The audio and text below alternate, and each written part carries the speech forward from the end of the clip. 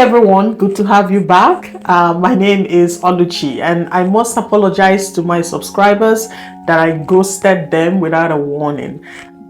If you've been following my other social media accounts, you would see how heavily involved I am in campaigning for Peter Obi on the internet. You guys know that social media is one of the most important tools when it comes to political campaigns, and I wanted to, be a part of that movement. I wanted to be a part of whatever that is going to happen, the good stuff that is going to happen in my country. So that's that. I don't want to bore you with all that political stuff, but I'm here and I have some stories for you guys. This story just dropped. It's about a guy named Cesar. He's in Texas and he's a teenager, and he was recently arrested and charged for murder because he killed his parents and two siblings. He said that they are cannibals and they are planning to eat him. It doesn't make sense, right? This is someone who lives with his family, his mom, dad, and two siblings. But then he decided to shoot them, saying that they are cannibals and they are planning to eat him, right? Okay, so his name is Cesar Olalde. I hope I'm saying this name right. Olalde. He's 18 years old and was charged with capital murder of multiple people in connection with the shooting deaths of his parents. His father, Ruben Olalde, his mom, Ida Gracia, sister, Lisbeth, and brother, Oliver Olalde. So Cesar was arrested after a standoff with the police. He wouldn't drop his gun. After he shot them, he called the police and let them know what he did, but he wouldn't come out of the house and he wouldn't surrender. So it took a while before the police could talk him into surrendering so that they can take him into custody. According to the law, murder of multiple people is punishable by the death penalty or life in prison without parole. Now, the police in his town, with a population about 3,800, went to his home after getting a report that a man had harmed his family and was threatening to kill himself. So Cesar, after shooting his family, wanted to shoot himself. Now, when the police arrived, they learned that he was holed up and the family members were inside. That is, he's already killed them, and then he hid himself in the house and wouldn't come out.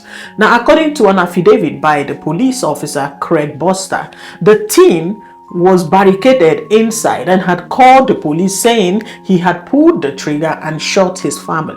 Now, he has already admitted guilt. He already told the police what he did, but then getting out of the house was something else. So while he was holed up in his house, after negotiations, Cesar surrendered and the police went inside the home where they discovered the bodies of the four people, according to the press release. When the police got into the house, it looked as if the victims had been shot at various places in the house. And so they also found multiple cartridge casings on the floor with blood splattered on multiple surfaces. So what I can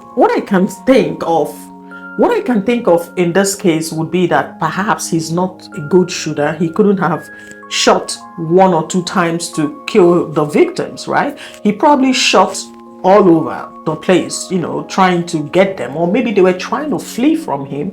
I mean, that's the only thing that comes to mind when you think about blood splashes all over the house and bullet holes in different parts of the house. His sister, Lisbeth, she has a co-worker who went to the home after she didn't show up for work that day. So when the co-worker got no response, he explained that with help from a family member, he forced his way into the house where he was confronted by Cesar, who had allegedly pointed a gun at him. So a lot of things happened here, right? So after Cesar had killed his sister, right, he and his parents and brother, he left everyone in the house there, and he was in the same house, he locked up everywhere. And then his sister's co-worker tried to look for her. He came to the house when she didn't show up for work, but then he knocked around and no one responded. So he decided to go and get another family member to help him get into the house. So the co-worker told the police that Cesar allegedly said he had killed his family because they were cannibals and they were going to eat him up. So it doesn't make sense where this statement is coming from. Why cannibalism? Is something wrong with the man? Is there something going on in his head?